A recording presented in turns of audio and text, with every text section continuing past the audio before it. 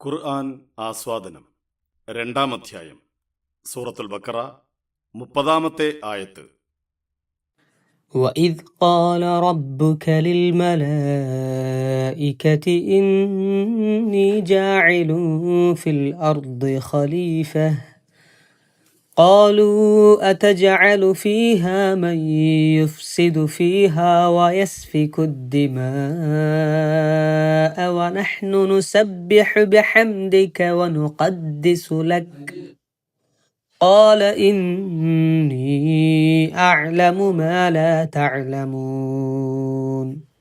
താങ്കളുടെ നാഥൻ മലക്കുകളോട് ഞാൻ ഭൂമിയിൽ ഒരു പിൻഗാമിയെ നിയോഗിക്കുക തന്നെയാണെന്ന് പറഞ്ഞപ്പോൾ, അവിടെ കുഴപ്പമുണ്ടാക്കുകയും ചോര ചിന്തുകയും ചെയ്യുന്നവരെ നീ അവിടെ നിയോഗിക്കുകയാണോ? ഞങ്ങളാണെങ്കിൽ നിന്റെ മഹത്വത്തെ പ്രകീർത്തിക്കുകയും നിന്റെ പരിശുദ്ധിയെ വാഴ്ത്തുകയും ചെയ്യുന്നുണ്ടല്ലോ എന്നാണ് മലക്കുകൾ പറഞ്ഞത്. അവൻ പറഞ്ഞു, നിങ്ങൾക്കറിയാത്തത് എനിക്കറിയാം. وَإِذْ قَالَ رَبُّكَ لِلْمَلَائِكَةِ എന്ന് 4-5 ഹർക്കത്തിൻ്റെ അളവിൽ നിർബന്ധമായിട്ടും നീട്ടാം. ഇന്നി ജാഇലുൻ ഫിൽ അർദി ഖലീഫ. ഇന്നി നൂനിന് ഒന്ന ഷദ് വന്നിട്ടുണ്ട്, മണിച്ചു കൊണ്ടുപോകുക. ജാഇലുൻ ഫി, ജാഇലുൻ എന്നത് ജാഇലുൻ ഫി എന്ന് ഇഖ്ഫ ചെയ്തുകൊണ്ട് മണിച്ചുകൊണ്ട് മറച്ചു കൊണ്ടുപോകുക. ഖലീഫ എന്ന് പറഞ്ഞ് വേണമെങ്കിൽ അവിടെ നിർത്താം, കൂട്ടി ഓതുന്നതാണ് ഉത്തമം. ഖാലൂ അതജഅലു, അവിടെ ഖാലൂ എന്ന് പറഞ്ഞ് വേണമെങ്കിൽ 4-5 ഹർക്കത്ത് അളവിൽ നീട്ടാവുന്നതാണ്. മൻ യുഫ്സിദു ഫീഹ, മൻ യുഫ്സിദു എന്നത് മൻ യുഫ്സിദു ഇദ്ഗാം ചെയ്ത് കൂട്ടി ലയിപ്പിച്ച് മണിച്ച് ഓതുക. വയസ്ഫികു ദിമാ, ദിമാ എന്ന് 4-5 ഹർക്കത്ത് അളവിൽ നിർബന്ധമായിട്ടും നീട്ടേണ്ടതുണ്ട്. ഖാല ഇന്നി അഅലമു, ഇന്നി നൂനിന് ഷദ് വന്നിട്ടുണ്ട്, ഗുന്ന ചെയ്ത് മണിച്ചു കൊണ്ടുപോകുക. ഇന്നി അഅലമു വേണമെങ്കിൽ 4-5 ഹർക്കത്ത് അളവിൽ നീട്ടി ഓതാം, നിർബന്ധമില്ല. സൂറത്തുൽ ബഖറയിലെ 21 മുതൽ 29 വരെ വചനങ്ങളിൽ നമുക്ക് ഒരു ആശയചക്രം കാണാനാവും. 21, 22 വചനങ്ങളിൽ അള്ളാഹുവാണ് ആരാധ്യനെന്ന് പ്രഖ്യാപിക്കുകയും അതിന് തെളിവായി അവനാണ് സ്രഷ്ടാവെന്ന വസ്തുതയും ഭൂമിയിൽ മനുഷ്യർക്കായി ഒരുക്കിയ അനുഗ്രഹങ്ങളും ഉപരിലോകത്തെ മേൽക്കൂരയാക്കിയതുമെല്ലാം പ്രതിപാദിക്കുകയും ചെയ്യുന്നു. 28, 29 വചനങ്ങളിൽ ആർക്കും അള്ളാഹുവിനെ നിഷേധിക്കാനാവില്ലെന്ന യാഥാർത്ഥ്യം പ്രഖ്യാപിക്കുകയും അതിന് ഉപോത്ബലകമായി മനുഷ്യരുടെ ജനിമൃതികളെ സംവിധാനിച്ചതിനെയും ആകാശഭൂമികളെ സൃഷ്ടിച്ചതിനെയുമെല്ലാം കുറിച്ച് പറയുന്നു. ചക്രത്തിലെ ആദ്യ വചനങ്ങളുടെ പ്രതിബിംബമാണ് അവസാന വചനങ്ങൾ. 23, 24 വചനങ്ങളിൽ ദൈവിക ഗ്രന്ഥത്തിന്റെ വെല്ലുവിളിയാണുള്ളത്.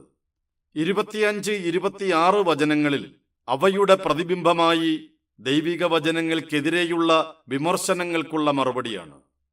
ഇവയ്ക്ക് നടുവിലുള്ള 25-ാം വചനത്തിൽ പടച്ചവനെ അംഗീകരിക്കുകയും ആരാധിക്കുകയും ചെയ്യുകയും അവന്റെ മാർഗനിർദ്ദേശങ്ങൾ പ്രകാരം ജീവിക്കുകയും ചെയ്യുന്നവർക്ക് ലഭിക്കാനിരിക്കുന്നതും നിഷേധിക്കുന്നവർക്ക് നഷ്ടപ്പെടുന്നതുമായ സ്വർഗത്തിലെ അനുഗ്രഹങ്ങളെക്കുറിച്ച പ്രതിപാദനങ്ങളാണുള്ളത്.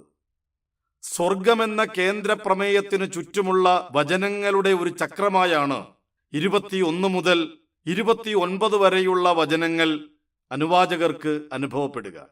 സ്വർഗപ്രവേശനത്തിന് എന്തു ചെയ്യണമെന്ന ചോദ്യത്തിന് കൃത്യമായ ഉത്തരം നൽകുന്ന ചക്രം. സ്വർഗത്തിലാണ് മനുഷ്യർ സൃഷ്ടിക്കപ്പെട്ടത്. അവിടേക്ക് തിരിച്ചു ചെല്ലാനാണ് അവർ പരിശ്രമിക്കേണ്ടത്. എങ്ങനെ അവർ സ്വർഗത്തിൽ നിന്ന് പുറത്തായി? അതാണ് 30 മുതലുള്ള വചനങ്ങളിലെ പ്രതിപാദ്യം. 30-ാമത്തെ വചനം ആരംഭിക്കുന്നത് നിന്റെ നാഥൻ മലക്കുകളോട് പറഞ്ഞപ്പോൾ വഇദ് ഖാല റബ്ബുക ലിൽ മലായിക എന്ന് പ്രസ്താവിച്ചുകൊണ്ടാണ്. ഖുർആനിൽ ആദ്യമായാണ് മലക്കുകളെക്കുറിച്ച പരാമർശങ്ങൾ കടന്നുവരുന്നത്. മലക്കിന്റെ ബഹുവചനമായ മലായിക്കത്ത് എന്നാണ് ഈ വചനത്തിൽ പ്രയോഗിച്ചിരിക്കുന്നത്. ഇസ്ലാമിലെ 6 വിശ്വാസ കാര്യങ്ങളിൽ രണ്ടാമത്തേതാണ് മലക്കുകളിലുള്ള വിശ്വാസം. അള്ളാഹുവിന്റെ സവിശേഷമായ പരിശുദ്ധ സൃഷ്ടികളാണ് മലക്കുകൾ. സെമിറ്റിക് ഭാഷകളിലെല്ലാം പടച്ചവന്റെ വിശുദ്ധ സൃഷ്ടികളെ വിളിച്ചിരിക്കുന്ന പേരാണ് മലക്ക്. തോറയിൽ മലക്ക് എന്നും ബഹുവചനമായ മലാക്കിം എന്നും നിരവധി തവണ ഉപയോഗിച്ചിട്ടുണ്ട്. ഹിബ്രുവിൽ മലക്ക് എന്നാൽ ദൂതൻ എന്നാണ് അർത്ഥം. എന്നാൽ മനുഷ്യരായ ദൂതന്മാരെ കുറിച്ച് പറയുമ്പോൾ തോറയോ മറ്റേതെങ്കിലും പഴയ നിയമകൃതികളോ മലക്ക് എന്നല്ല, ഷാലിയാഹ് എന്നാണ് പ്രയോഗിച്ചിരിക്കുന്നത്. പടച്ചവന്റെ വിശുദ്ധ സൃഷ്ടിയെ കുറിക്കുവാൻ മാത്രമേ ഖുർആനിലും പഴയ വേദങ്ങളിലുമെല്ലാം മലക്ക് എന്ന് പറഞ്ഞിട്ടുള്ളൂവെന്നാണ് ഇത് മനസ്സിലാക്കി തരുന്നത്. തോറയിൽ ആദ്യമായി മലക്കുകളെ കുറിച്ച പരാമർശം കാണുന്നത് അബ്രഹാമിന്റെ കഥ പറയുമ്പോൾ ഹാഗാറിനോട് സംസാരിക്കുന്നതായാണ്. ഉൽപ്പത്തി 16:7-13 വരെ. ആദാമിനെക്കുറിച്ചോ മനുഷ്യ സൃഷ്ടിയെക്കുറിച്ചോ ഉള്ള പരാമർശങ്ങൾക്കിടയിലൊന്നും തന്നെ മാലാഖമാരെക്കുറിച്ച വർത്തമാനങ്ങളൊന്നും പഴയ പുതിയ നിയമഗ്രന്ഥങ്ങളിലൊന്നുമില്ല. മലക്കുകളുമായുള്ള ഈ ദൈവിക സംഭാഷണം പരാമർശിക്കുന്ന ഒരേയൊരു വേദഗ്രന്ഥം ഖുർആനാണ്. ആദാമിന്റെ സൃഷ്ടിക്ക് മുമ്പ് മലക്കുകളുമായി അക്കാര്യം ചർച്ച ചെയ്തിരുന്നതായി ചില യഹൂദ പാരമ്പര്യങ്ങളിൽ ഉണ്ടെന്നത് ശരിയാണ്. ഖുർആനിൽ നിന്ന് തികച്ചും വ്യത്യസ്തമായ കഥനമാണ് അവയിലുള്ളത്. തൽമൂദിലെ തോറ വ്യാഖ്യാനമായ മിദ്രാഷ് തെഹ്ലിമിൽ ഇങ്ങനെ വായിക്കാം: നമ്മുടെ ഛായയിൽ നാം മനുഷ്യനെ നിർമ്മിക്കട്ടെ എന്ന് ദൈവം പറഞ്ഞപ്പോൾ സ്വർഗത്തിലെ മലക്കുകൾക്ക് അസൂയയായി. നീ എന്താണ് മനുഷ്യരെക്കുറിച്ച് കരുതുന്നത്?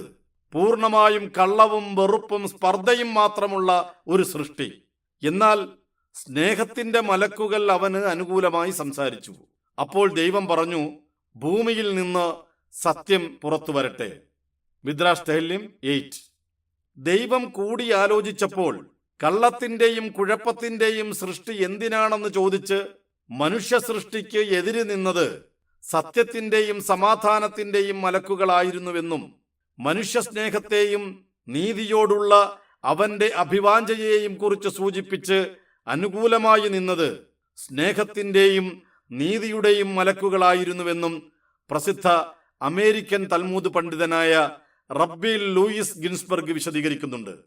അദ്ദേഹത്തിന്റെ ലെഗൻസ് ഓഫ് ദ ജൂസ് എന്ന പുസ്തകത്തിൽ അതിന്റെ 1-ാം വാള്യത്തിൽ 52 മുതൽ 54 വരെയുള്ള പേജുകളിൽ ഖുർആനിലേതിൽ നിന്ന് തികച്ചും വ്യത്യസ്തമാണ് മിദ്രാഷിലുള്ള ഈ സംഭാഷണമെന്ന് അത് വായിക്കുന്നവർക്കെല്ലാം ബോധ്യപ്പെടും.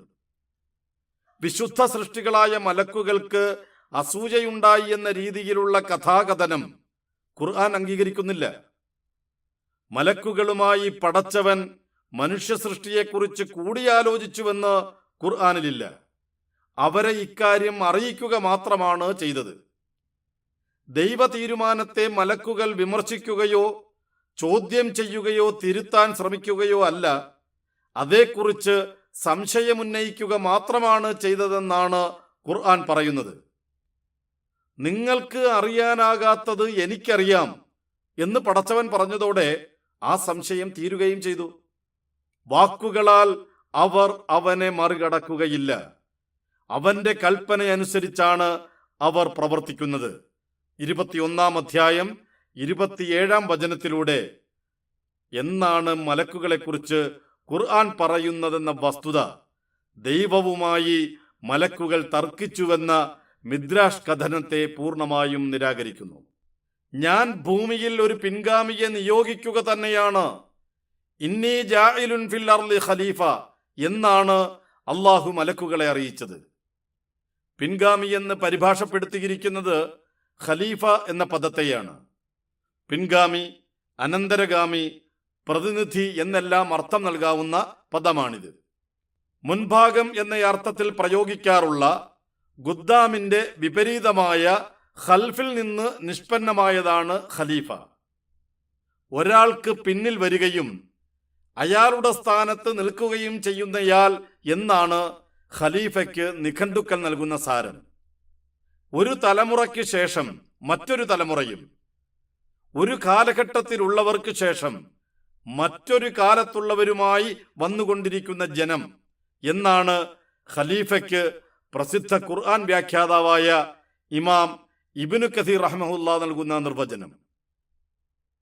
ഭൂമിയിൽ നേരത്തെ ഉണ്ടായിരുന്ന ജിന്ന് വർഗത്തെ നീക്കം ചെയ്ത ശേഷം അവിടെ ആദമിനെ നിയോഗിച്ചത് കൊണ്ടാണ് അദ്ദേഹത്തെക്കുറിച്ച് ഖലീഫയെന്ന് പ്രയോഗിച്ചതെന്ന് ചിലർ. അള്ളാഹുവിന്റെ നിർദ്ദേശപ്രകാരം തന്റെ സന്തതികൾക്കിടയിൽ ആദം വിധി കൽപ്പിക്കുന്നത് കൊണ്ടാണ് അദ്ദേഹത്തെ ഖലീഫയെന്ന് വിളിച്ചതെന്ന് മറ്റു ചിലർ. ഒരു തലമുറയ്ക്ക് ശേഷം മറ്റൊരു തലമുറയായി മാറിവരുന്ന സമുദായങ്ങളായാണ് മനുഷ്യരെ സൃഷ്ടിച്ചതെന്നതിനാൽ മനുഷ്യരെല്ലാം ഖലീഫയാണെന്ന് മൂന്നാമത്തെ വിഭാഗം.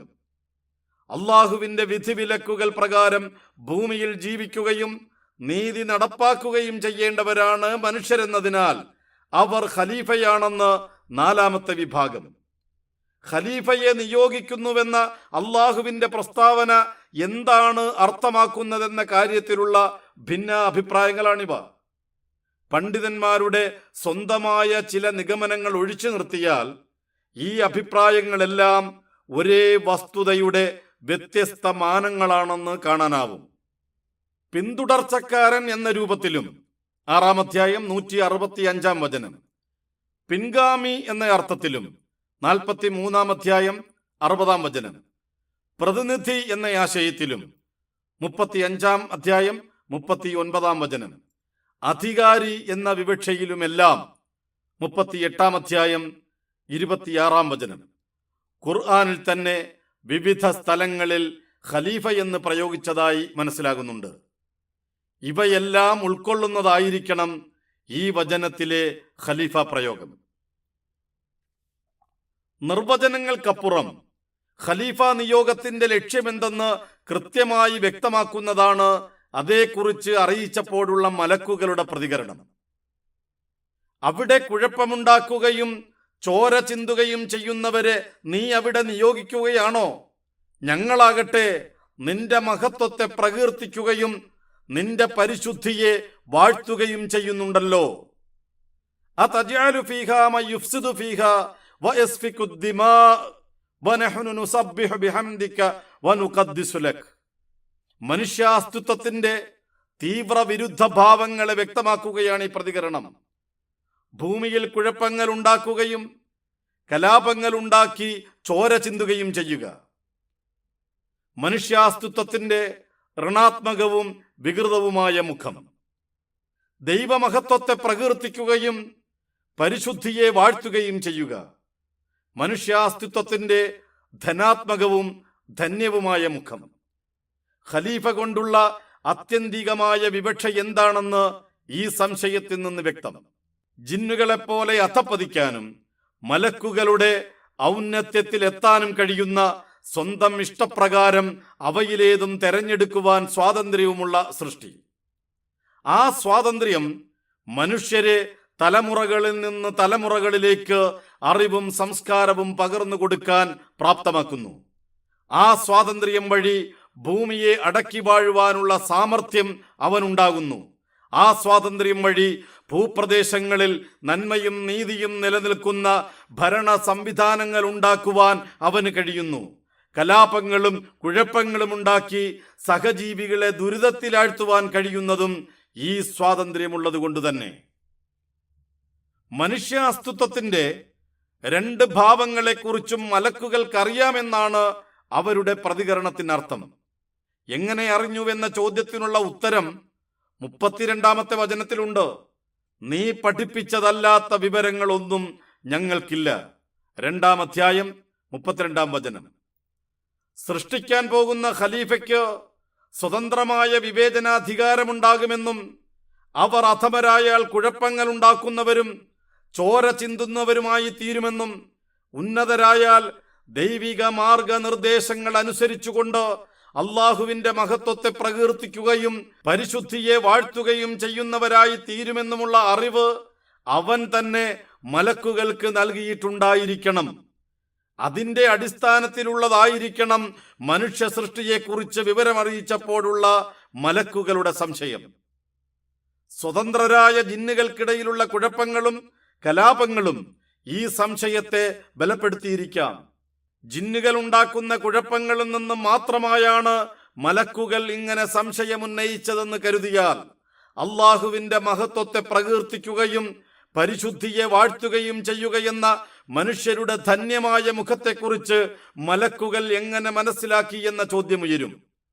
മനുഷ്യാസ്തിത്വത്തിന്റെ ധന്യവും വികൃതവുമായ മുഖങ്ങളെക്കുറിച്ച് അള്ളാഹു നൽകിയ അറിവിന്റെ അടിസ്ഥാനത്തിലുള്ളതായിരുന്നു അവരുടെ സംശയമെന്ന് തന്നെയാണ് ഇതിൽ നിന്ന് മനസ്സിലാവുന്നത്. നിങ്ങൾക്ക് അറിയാത്തത് എനിക്കറിയാം എന്ന സംശയത്തിനുള്ള അള്ളാഹുവിന്റെ മറുപടിയിലും പ്രതിഫലിക്കുന്നത് ഇക്കാര്യം തന്നെയാണ്. അവർക്ക് അറിയിച്ചു കൊടുത്തിട്ടില്ലാത്ത സാധ്യതകൾ കൂടി മനുഷ്യാസ്തിത്വത്തിനുണ്ട് എന്ന വസ്തുത. അള്ളാഹുവിന്റെ മഹത്വത്തെ പ്രകീർത്തിക്കുകയും പരിശുദ്ധിയെ വാഴ്ത്തുകയുമാണ് മനുഷ്യാസ്തിത്വത്തിന്റെ ധന്യമായ മുഖത്തെ അടയാളപ്പെടുത്തുന്നതെന്ന് പറയുമ്പോൾ അതിൽ നിന്ന് കേവലമായ ധ്യാനജീവിയായാണ് മനുഷ്യരെ ഖുർആൻ പരിഗണിക്കുന്നതെന്ന് മനസ്സിലാക്കിക്കൂടാത്തതാണ്. ദൈവീക മഹത്വത്തിന്റെ പ്രകീർത്തനവും പരിശുദ്ധിയെ വാഴ്ത്തലുമെല്ലാം കേവലമായ അധര വ്യായാമങ്ങളായല്ല, ജീവിത നിലപാടിന്റെ പ്രഖ്യാപനമായാണ് ഇസ്ലാം പഠിപ്പിക്കുന്നത്. ഗാർഹിക ജോലികൾ ചെയ്ത് പ്രയാസപ്പെടുന്ന തന്റെ മകൾ ഫാത്തിമയുടെ ഒരു വേലക്കാരനെ ഏർപ്പെടുത്തി തരണമെന്ന അഭ്യർത്ഥന നിരസിച്ചുകൊണ്ട് അതിനു പകരമായി അള്ളാഹുവിനെ പ്രകീർത്തിക്കുകയും സ്തുതിക്കുകയും മഹത്വപ്പെടുത്തുകയും ചെയ്യാൻ പ്രവാചകൻ ആവശ്യപ്പെട്ടത് അതുകൊണ്ടായിരിക്കണം. അലി റളിയല്ലാഹു അൻഹുവിൽ നിന്ന് ബുഖാരി നിവേദനം ചെയ്തത്. സമ്പന്നർ ദാനധർമ്മങ്ങൾ വർദ്ധിപ്പിച്ചുകൊണ്ട് സൽക്കർമ്മങ്ങളിൽ മുന്നേറുമ്പോൾ സാധുക്കളായ തങ്ങൾക്ക് അവരുമായി മത്സരിക്കാനാവുന്നില്ലെന്ന് പരാതി പറഞ്ഞ ദരിദ്രനോട് അള്ളാഹുവിനെ പ്രകീർത്തിക്കുകയും സ്തുതിക്കുകയും മഹത്വപ്പെടുത്തുകയും ചെയ്തുകൊണ്ടിരുന്നാൽ ആർക്കും നിങ്ങളെ പരാജയപ്പെടുത്താനാകില്ലെന്ന് നിർദ്ദേശിച്ചതും അബൂ ഹുറൈറ റളിയല്ലാഹു അൻഹുവിൽ നിന്ന് ബുഖാരി നിവേദനം ചെയ്തത് മറ്റൊന്നുകൊണ്ടുമാകാനിടയില്ല. പ്രകീർത്തനങ്ങൾ അള്ളാഹുവിന്, സ്തുതികളും അവനു തന്നെ. സുബ്ഹാനല്ലാഹി വബിഹംദിഹി എന്ന് ദിവസേന 100 തവണ പറഞ്ഞാൽ സമുദ്രത്തിലെ പതകൾക്ക് സമാനമാണ് പാപങ്ങളെങ്കിലും അവ പൊറുക്കപ്പെടുമെന്നും അബൂ ഹുറൈറ റളിയല്ലാഹു അൻഹുവിൽ നിന്ന് ബുഖാരിയും മുസ്ലിമും നിവേദനം ചെയ്തത്. രാവിലെയും വൈകുന്നേരവും 100 തവണ വീതം അങ്ങനെ പറഞ്ഞാൽ അതിന് തുല്യമായ യാതൊന്നുമായും ആരും തന്നെ പുനരുത്ഥാന നാളിൽ വരികയില്ലെന്നും അബൂദർ റളിയല്ലാഹു അൻഹുവിൽ നിന്ന് മുസ്ലിം നിവേദനം ചെയ്തത്. അള്ളാഹുവിന് ഏറ്റവും ഇഷ്ടമുള്ളതും തുലാസിൽ ഏറ്റവും കനം തൂങ്ങുന്നതുമായ 2 വചനങ്ങളിലൊന്ന് അതാണെന്ന് അബൂ ഹുറൈറ റളിയല്ലാഹു അൻഹുവിൽ നിന്ന് മുസ്ലിം നിവേദനം ചെയ്തത്. എല്ലാമുള്ള പ്രവാചക നിർദ്ദേശങ്ങൾ പ്രസ്തുത ധ്യാന വചനങ്ങളിൽ നിന്നുണ്ടാവുന്ന ജീവിത നിലപാടിന്റെ മഹത്വം കൂടിയാണ് പ്രഖ്യാപിക്കുന്നത്. നഹ്നു നുസബ്ബിഹ് ബിഹംദിക എന്ന വചനഖണ്ഡത്തെയാണ് ഞങ്ങൾ നിന്റെ മഹത്വത്തെ പ്രകീർത്തിക്കുന്നുവെന്ന് പരിഭാഷപ്പെടുത്തിയിരിക്കുന്നത്. സുബ്ഹാനല്ലാഹി വബിഹംദിഹി എന്ന ദിക്റിന്റെ മഹത്വത്തെക്കുറിച്ചാണ് മുകളിൽ സൂചിപ്പിച്ച ഹദീസുകളിലെല്ലാം പ്രതിപാദിച്ചിരിക്കുന്നത്. സീൻ ബ ഹ ത്രയാക്ഷരങ്ങളിൽ നിന്നുണ്ടായ സുബ്ഹാനിന്റെ ഭാഷാപരമായ അർത്ഥം എന്തിലെങ്കിലും പൊങ്ങിക്കിടക്കുക, നീന്തി തുടിക്കുക എന്നെല്ലാമാണ്. ആകാശഗോളങ്ങൾ അവയുടെ പഥങ്ങളിൽ നിന്ന് തെറ്റാതെ നീന്തി തുടിക്കുന്നതിന് ഖുർആനിൽ യസ്ബഹൂൻ എന്നാണ് പ്രയോഗിച്ചിട്ടുള്ളത്. 21-ാം അധ്യായം 33-ാം വചനം, 36-ാം അധ്യായം 40-ാം വചനം. നീന്തി ഒഴുകി വരുന്നത് എന്ന അർത്ഥത്തിൽ സബഹൻ എന്നും ഖുർആനിലുണ്ട്. 79-ാം അധ്യായം 3-ാം വചനം. സീൻ ബ ഹ ത്രയാക്ഷരങ്ങളാലുള്ള പദങ്ങൾ ഉപയോഗിച്ച 92 ഖുർആൻ വചനങ്ങളിൽ 88 വചനങ്ങളിലും അള്ളാഹുവിന്റെ പരിശുദ്ധിയെ പ്രകീർത്തിക്കുന്ന പരാമർശങ്ങളാണുള്ളത്. എല്ലാവിധ കളങ്കങ്ങൾക്കും മുകളിൽ പൊങ്ങി നിൽക്കുന്നതാണ് അള്ളാഹുവിന്റെ അസ്തിത്വമെന്ന് അംഗീകരിക്കുകയാണ് അവനെ പ്രകീർത്തിക്കുന്നവൻ ചെയ്യുന്നത്. അവർ ഉണ്ടാക്കി പറയുന്നതിൽ നിന്നെല്ലാം അള്ളാഹു എത്രയോ പരിശുദ്ധൻ. 37-ാം അധ്യായം 159-ാം വചനം എന്ന് പറയുന്നിടത്തും അവർ പങ്കു ചേർക്കുന്നതിൽ നിന്നെല്ലാം അള്ളാഹു എത്രയോ പരിശുദ്ധൻ 52-ാം അധ്യായത്തിൽ 43-ാം വചനം എന്ന് പറയുന്നിടത്തും എല്ലാവിധ കളങ്കങ്ങളിൽ നിന്നും മുക്തമായവനായി അള്ളാഹുവിനെ അവതരിപ്പിക്കുവാൻ സുബ്ഹാനല്ലാഹ് എന്നാണ് ഖുർആൻ ഉപയോഗിച്ചിരിക്കുന്നത്. പരിശുദ്ധനാണവൻ. അവർ പറഞ്ഞുണ്ടാക്കിയതിൽ നിന്നെല്ലാം ഉന്നതനും അത്യുന്നതൻ. 17-ാം അധ്യായം 43-ാം വചനം എന്ന് പറയുന്നിടത്ത് സുബ്ഹാനഹു എന്നാണുള്ളത്. തെറ്റുകൾ പറ്റാത്തവനും കളങ്കമൊന്നുമില്ലാത്തവനുമായി അള്ളാഹുവിനെ അംഗീകരിക്കുകയാണ് സുബ്ഹാനല്ലാഹ് എന്ന് മനസ്സറിഞ്ഞ് പറയുന്നവൻ ചെയ്യുന്നത് എന്നാണ് ഇത് വ്യക്തമാക്കുന്നത്. കേവലമായി നിന്നെ പ്രകീർത്തിക്കുന്നുവെന്ന് പറയാതെ നിന്റെ മഹത്വത്തെ പ്രകീർത്തിക്കുന്നു. നുസബ്ബിഹ് ബിഹംദിക എന്നാണ് ഇവിടെ മലക്കുകൾ പറയുന്നതെന്ന കാര്യം ശ്രദ്ധേയമാണ്. അള്ളാഹുവിന്റെ ഹംദിനെയാണ് ഇവിടെ തസ്ബീഹ് ചെയ്യുന്നത്. തഹ്മീദിനെയും തസ്ബീഹിനെയും ബന്ധപ്പെടുത്തിക്കൊണ്ടുള്ള നിരവധി വചനങ്ങൾ ഖുർആനിലുണ്ട്. 17-ാം അധ്യായം 44-ാം വചനം, 20-ാം അധ്യായം 130-ാം വചനം, 25-ാം അധ്യായം 58-ാം വചനം, 32-ാം അധ്യായം 15-ാം വചനം, 39-ാം അധ്യായം 75-ാം വചനം, 40-ാം അധ്യായം 7-ാം വചനം, 40-ാം അധ്യായം 55-ാം വചനം, 42-ാം അധ്യായം 5-ാം വചനം, 50-ാം അധ്യായം 39-ാം വചനം, 52-ാം അധ്യായം 48-ാം വചനം, 110-ാം അധ്യായം 3-ാം വചനം. മലക്കുകൾ ചെയ്യുന്നത് അള്ളാഹുവിന്റെ ഹംദിനെ തസ്ബീഹ് ചെയ്യുകയാണ്. 39-ാം അധ്യായം 75-ാം വചനം, 40-ാം അധ്യായം 7-ാം വചനം, 42-ാം അധ്യായം 5-ാം വചനം. സപ്തവാനങ്ങളും അവയിലുള്ളവയും എല്ലാം ചെയ്യുന്നതും 17-ാം അധ്യായം 44-ാം വചനം അത് തന്നെ. പ്രവാചകനോട് കൽപ്പിച്ചിരിക്കുന്നത് അങ്ങനെ ചെയ്യുവാനാണ്. 20-ാം അധ്യായം 130-ാം വചനം, 25-ാം അധ്യായം 58-ാം വചനം, 40-ാം അധ്യായം 55-ാം വചനം, 50-ാം അധ്യായം 39-ാം വചനം, 52-ാം അധ്യായം 48-ാം വചനം, 110-ാം അധ്യായം 3-ാം വചനം. യഥാർത്ഥ വിശ്വാസികളുടെ സ്വഭാവമായി എടുത്തു പറഞ്ഞിരിക്കുന്നതും അള്ളാഹുവിന്റെ ഹംദിനെ തസ്ബീഹ് ചെയ്യുന്നവരായിരിക്കും അവരെന്നാണ്. 32-ാം അധ്യായം 15-ാം വചനം. ഹംദിനെ കുറിച്ച് ഫാത്തിഹയുടെ ആസ്വാദനത്തിൽ നാം ചർച്ച ചെയ്തിട്ടുണ്ട്. കൃതജ്ഞതയുൾക്കൊള്ളുന്ന സ്തുതിയാണ് ഹംദ്.